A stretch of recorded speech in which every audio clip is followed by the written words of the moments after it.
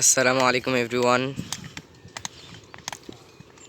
তো আজকে আমি আমাদের এলাকা থেকে একটু দূরে একটি রাস্তা বানানোর কাজ চলছে।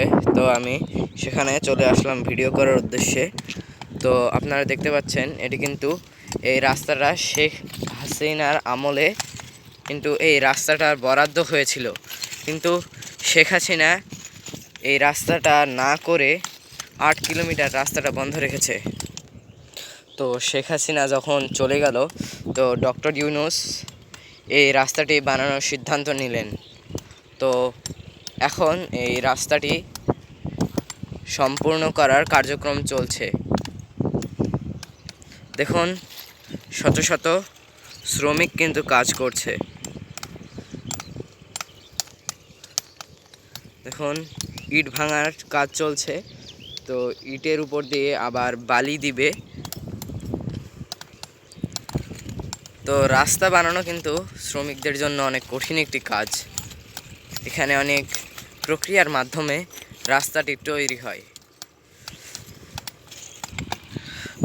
তো এই রাস্তাটি সংস্কার হলে কিন্তু আমাদের এলাকাসহ বিভিন্ন এলাকার উপজেলা যাওয়ার রাস্তাটি পাকা হবে। তো কম সময়ে উপজেলায় যাওয়া যাবে।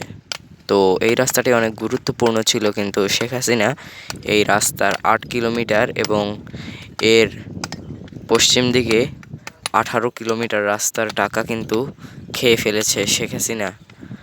তো শেখ হাসিনা পালার পর ডক্টর ইউনূস কিন্তু অনেক সুন্দর একটি সিদ্ধান্ত গ্রহণ করেছিল। তো তেনার সিদ্ধান্তেই কিন্তু এই রাস্তাটি আজ পাকা হচ্ছে।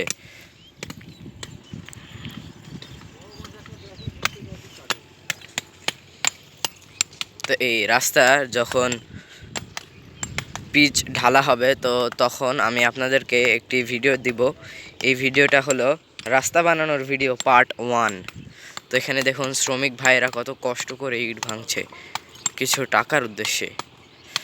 আর শেখ হাসিনা তাদের টাকাগুলো মেরে খেয়ে পালিয়েছিল। তো আপনারা শেখ হাসিনার জন্য 2 লাইন কমেন্টে বলে যাবেন। ধন্যবাদ। আজকে এ পর্যন্তই। আসসালামু আলাইকুম ওয়া রাহমাতুল্লাহি ওয়া বারাকাতুহু।